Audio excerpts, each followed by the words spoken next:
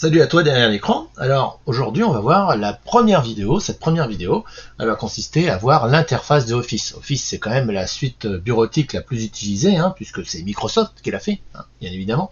Donc nous on va voir déjà un peu l'interface parce que quand on ne connaît pas l'interface c'est un peu dur de s'y retrouver. Alors si tu vois là nous allons regarder tout ça ensemble et tu vas voir c'est pas bien compliqué. Alors déjà, quand tu ouvres Excel, alors Excel évidemment tu le trouves dans Démarrer au niveau de Windows 10. Donc quand tu ouvres Excel, je disais donc, tu tombes sur cet écran. Donc cet écran, c'est pour créer un nouveau classeur, puisque dans Excel on crée des classeurs. Le fichier Excel ça s'appelle des classeurs. Comme dans Word on crée des documents Word, dans Excel ça s'appelle des classeurs. Donc on va pouvoir créer des nouveaux classeurs. Là, ici à côté, tu as des modèles. Alors en fait, c'est des classeurs déjà un peu tout préparés. C'est Microsoft qui a créé ça pour que tu n'aies pas tout à faire. Donc du coup, si tu cliques ici, tu vas créer automatiquement un calendrier. Là, ici, pour créer des budgets. Donc du coup, ça t'évite de tout faire depuis le début. Là, ici, dans Nouveau classeur, c'est une grille complètement vide, donc il n'y a rien. Si tu veux d'autres modèles, ici tu vois bien, il y a autre modèle. Et donc là-dessus, hop, ça t'amène directement dans la partie nouveau. Ici, là on était dans accueil, tu vois, hop, là je suis dans accueil, paf, là je suis dans nouveau. Et donc là tu as tous les modèles, voilà, ici en dessous, que Microsoft a mis dans Excel. Et puis ici, évidemment, tu as les différentes catégories, les modèles professionnels, voilà, qui sont très professionnels, très jolis, et que ça à regarder. Hop, si je fais précédent, personnel, liste, etc., avec des graphiques. Mais ça, on verra beaucoup plus tard. Hop, si je retourne dans accueil, dans cette partie accueil, ici en dessous, tu as les classeurs que tu as ouverts précédemment. Donc c'est une liste, au fur et à mesure que tu vas ouvrir des classeurs, par exemple, courbe de poids, il va descendre, jusqu'à arriver en bas, et donc du coup, à ce moment-là, hop, il va disparaître. Alors évidemment, il y a déjà une petite astuce là déjà à savoir que beaucoup de gens n'utilisent pas.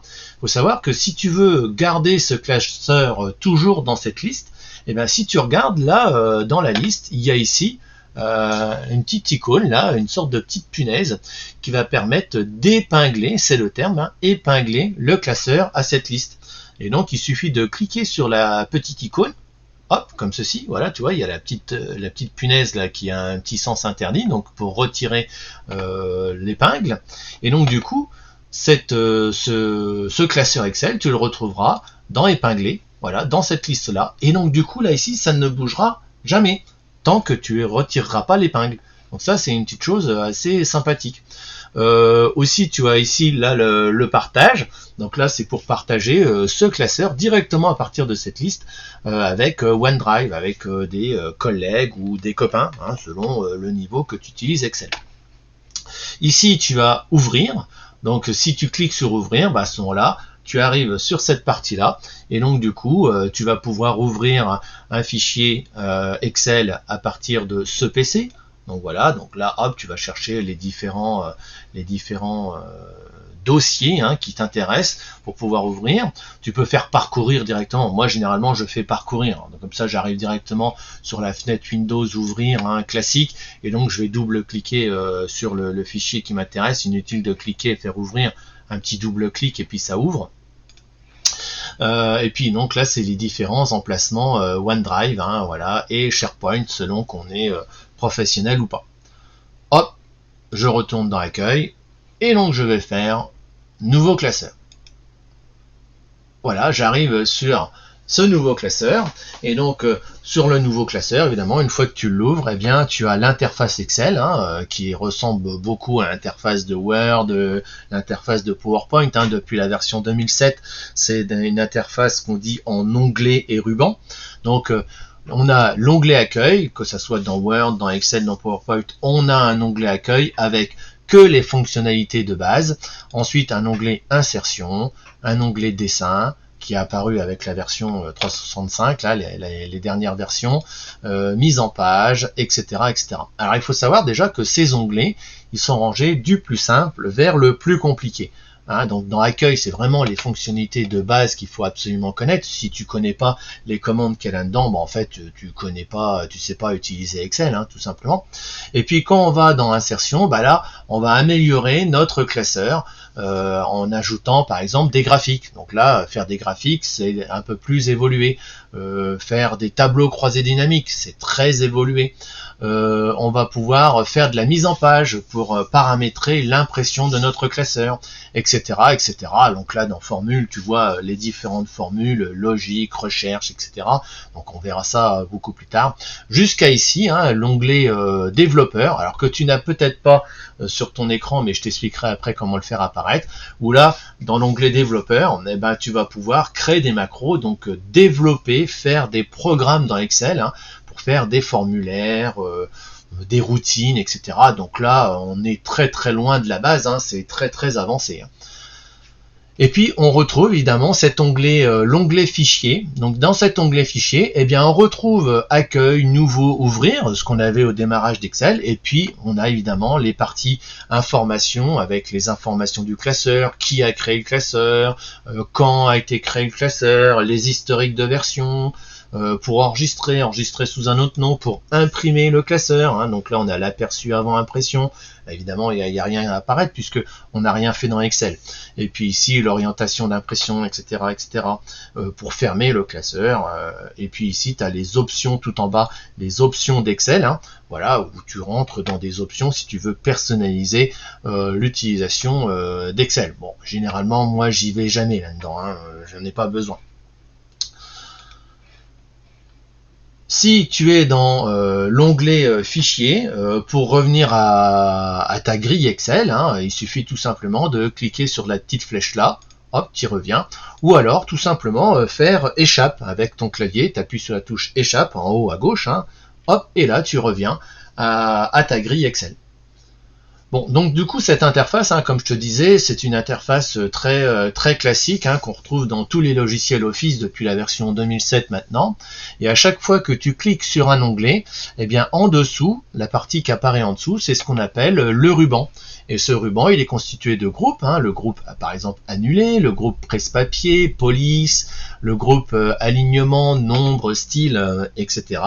Et ce qu'il y a à l'intérieur de chaque groupe, à chaque rectangle, ça s'appelle des commandes. Alors n'appelle pas ça des icônes, bien que tout le monde appelle ça des icônes, ça s'appelle des commandes.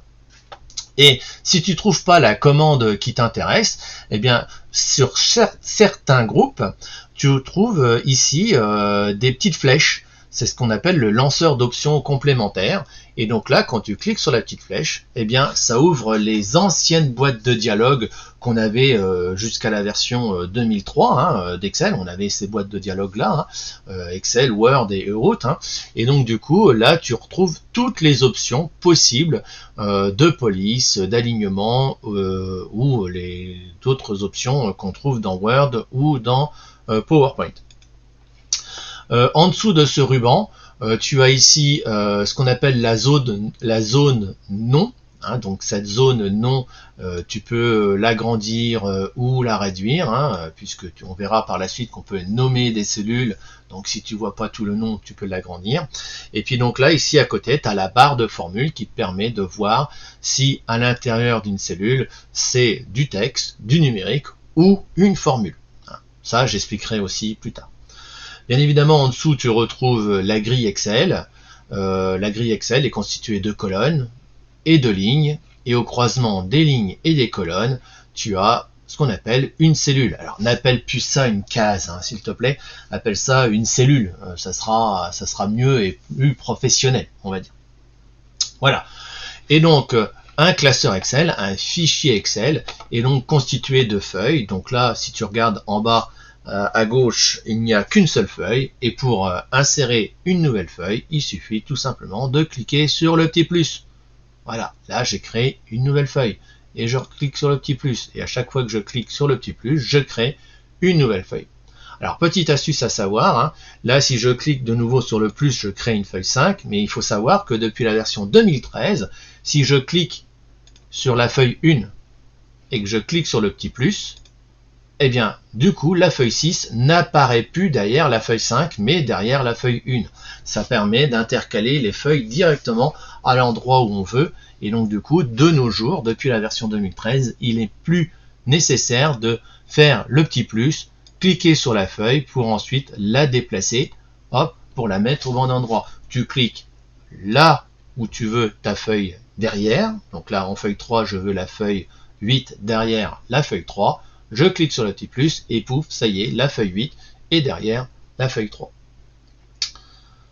Voilà. Après, tu peux aussi zoomer. Hein, voilà. Donc le zoom, tu l'as en bas à droite. Hein, en bas à droite. Alors là, il va falloir que je déplace un petit peu mon petit personnage parce que là, je cache un petit peu l'écran. Voilà. Donc en bas à droite, tu as ici le zoom. Hein, si tu cliques sur le plus, tu fais un zoom avant. Si tu fais le moins, tu fais un zoom arrière. Bon, personnellement, moi, je ne fais pas ça. Hein.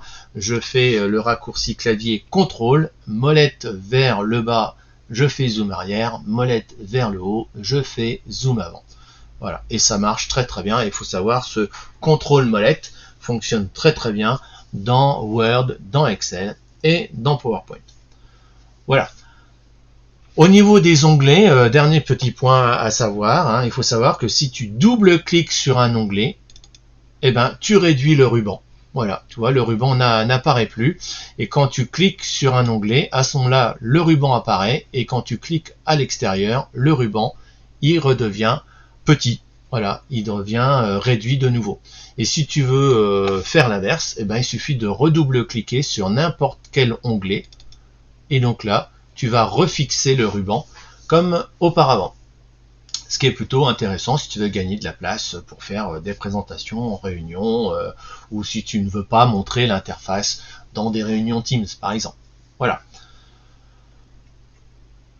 Je pense qu'on a fait le tour déjà de l'interface. Alors je le répète, hein, cette interface, hormis la zone nom et la barre de formule, évidemment le coût des feuilles, c'est exactement la même organisation au niveau de Word, de PowerPoint, sauf que bien évidemment on ne retrouve pas les mêmes commandes dans les rubans puisque ce sont des commandes spécifiques à chaque logiciel. Voilà, j'espère que cette vidéo t'a plu. Le petit pouce qui va bien si ça t'a plu. Abonne-toi si tu veux avoir directement les autres tutos. Et je te dis à bientôt. Bye bye.